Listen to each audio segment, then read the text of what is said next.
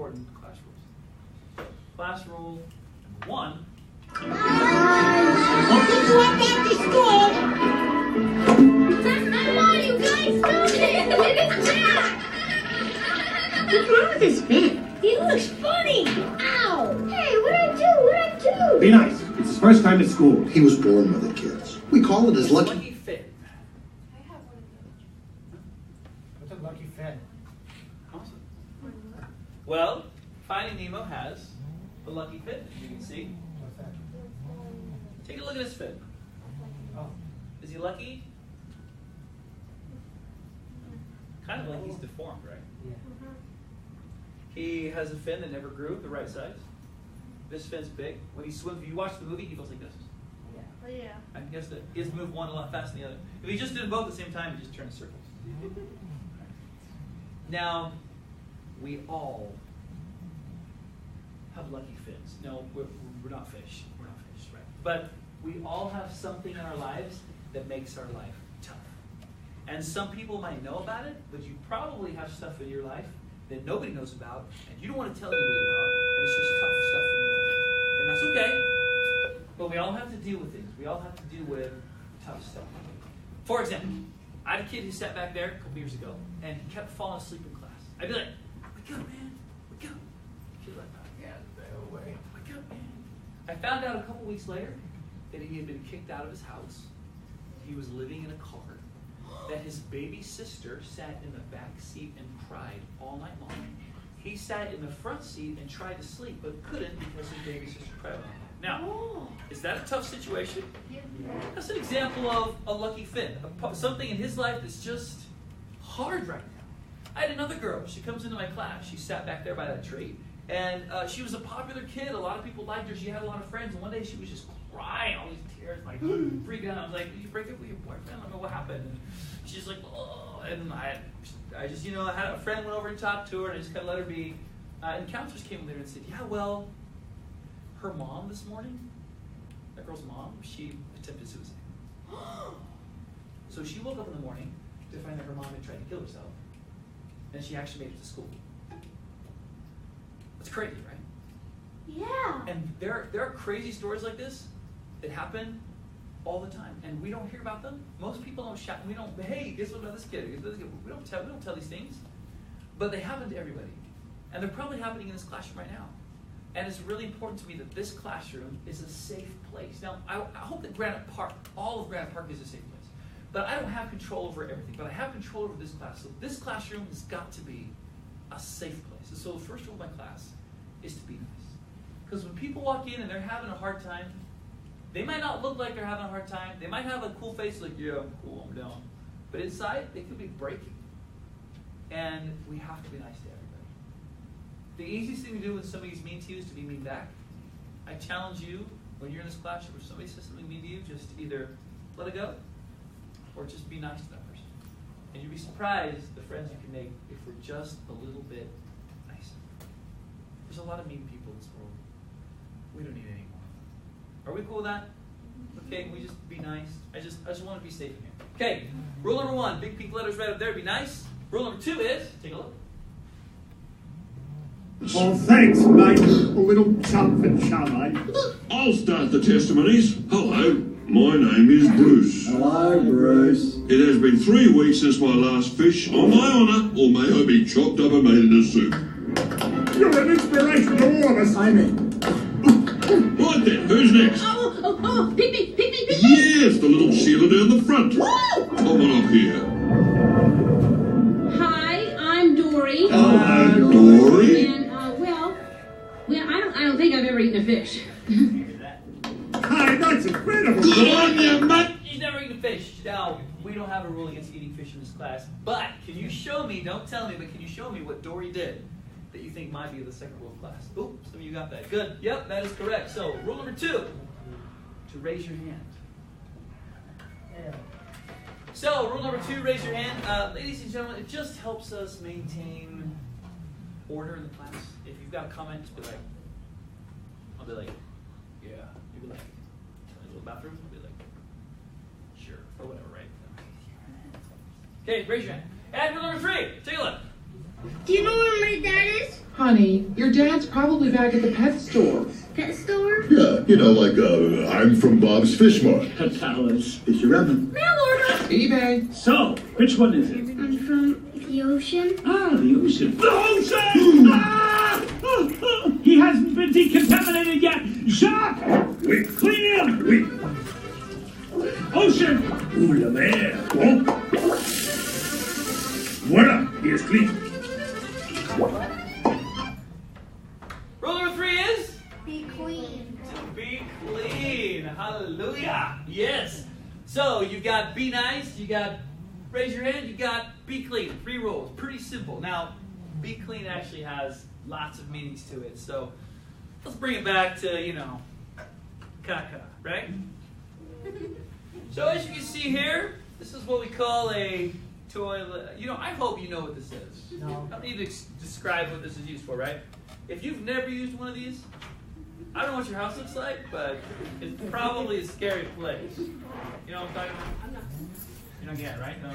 This is what we call a toilet, and they're very useful to have around. Now, I want you to imagine something with me for a second. I want you to think about walking into a bathroom here at Grant Park, right?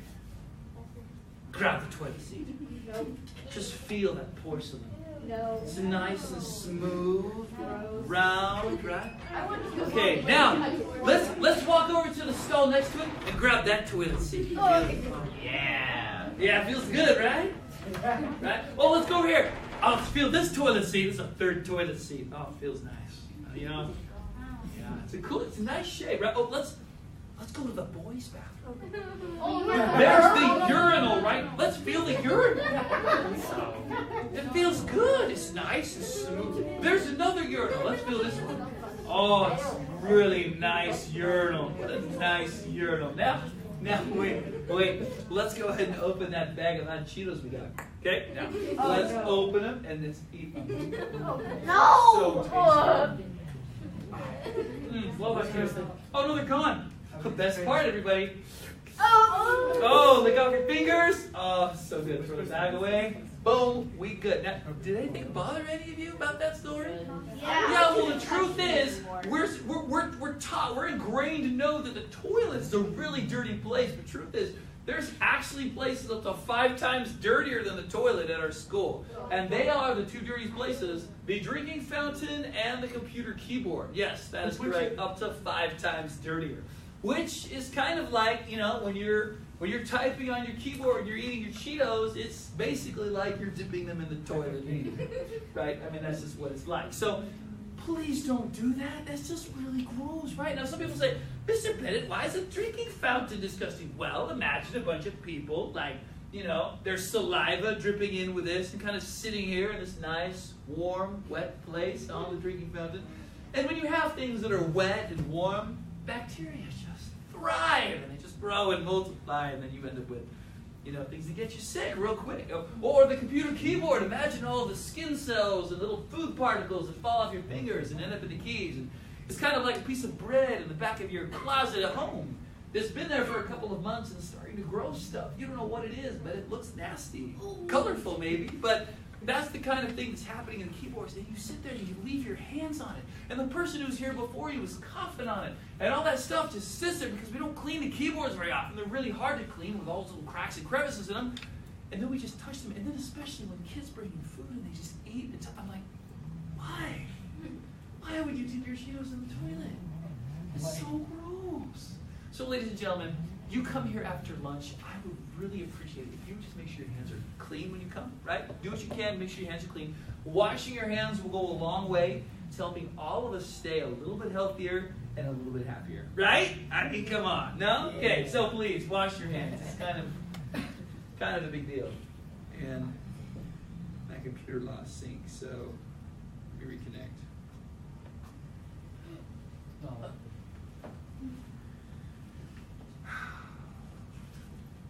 There we go. Okay, wash your hands. They're pretty cool. With suds on your hands, right? You want the suds on your hands. Now, where do the most germs reach your hands? People. Right? A lot of germs in your hands are underneath your fingernails. So when you wash your hands, it's a nice idea to, like this, you need to mix the soap with the water. And the soap doesn't kill the germs. You know that? You rub the soap all over your hands, and what it does is it collects that bacteria and those germs inside the soap, and then when you put it under the water, it washes all those germs down in the sink. That's why washing your hands works. It's not actually killing stuff, really. It's just washing it down the sink. So we need to make sure we do that regularly so that we don't get sick, right? Another thing that can be difficult. Have you ever gone to a classroom and sat down next to somebody and it was hard to breathe? Yes. You know what I'm talking about? Like, you know what I'm talking about?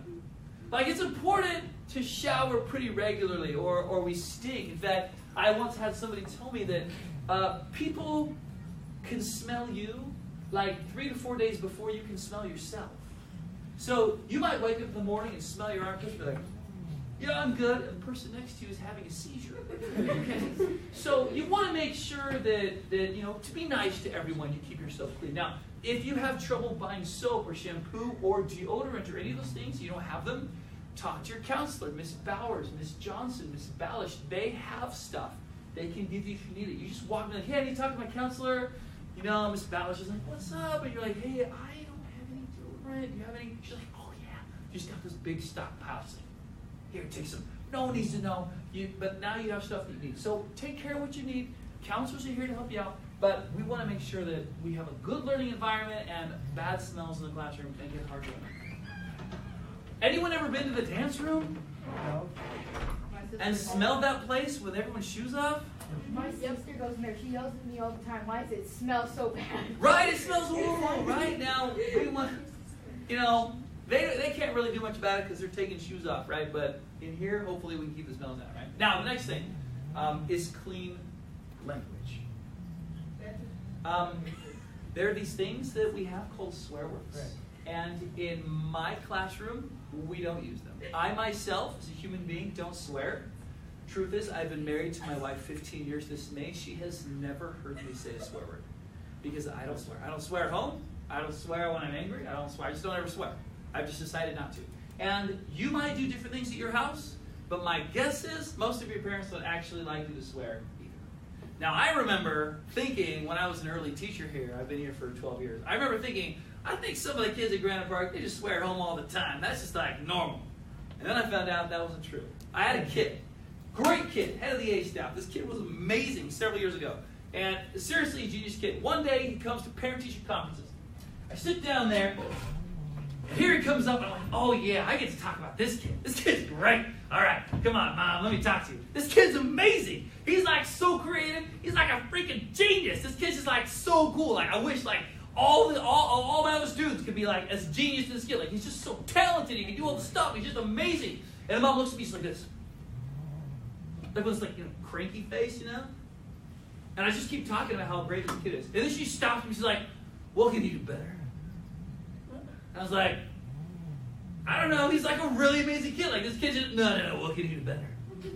I'm like, I think he's really an amazing, like he's really talented. What can he do better? Like, okay, I gotta think of something.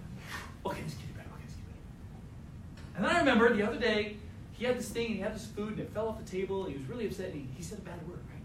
And so I thought, I'm like, well, I guess maybe he could swear less. My mom was like, you swear? And the kid just looked at me like, Pettit, what have you done?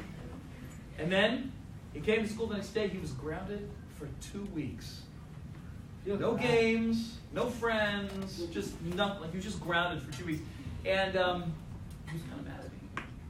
And I tried to talk him up, but I realized that day that although he did occasionally swear in my classroom, his parents didn't know it. So I asked some of my class, I'm like, hey, do you guys like swear at home? Because I just figured they did. Almost everyone was like, yeah, our parents don't always swear either.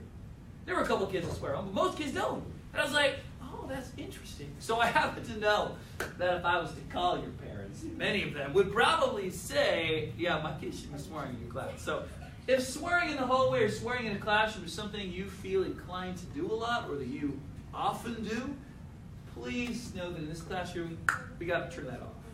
There are going to be jobs you're going to have someday, and you can't swear in those jobs.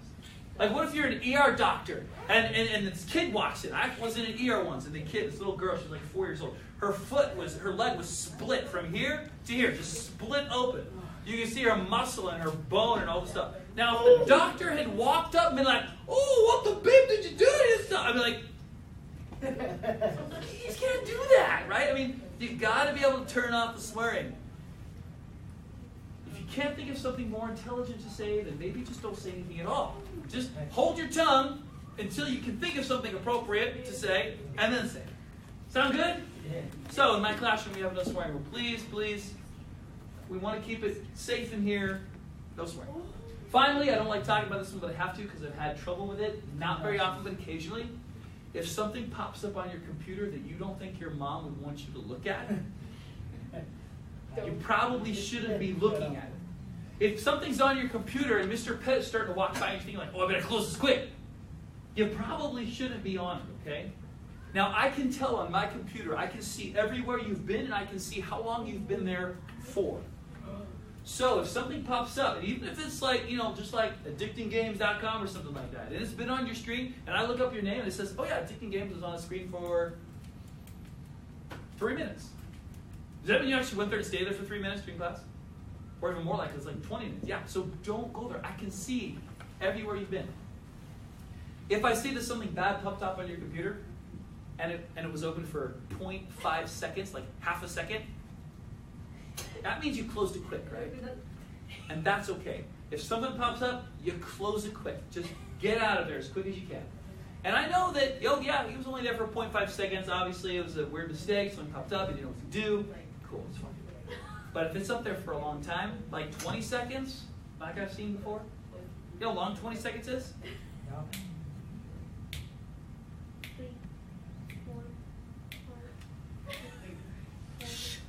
Is this too long? Yeah.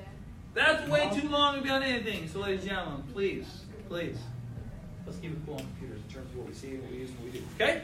All right, so it is now time for the Pettit Pledge.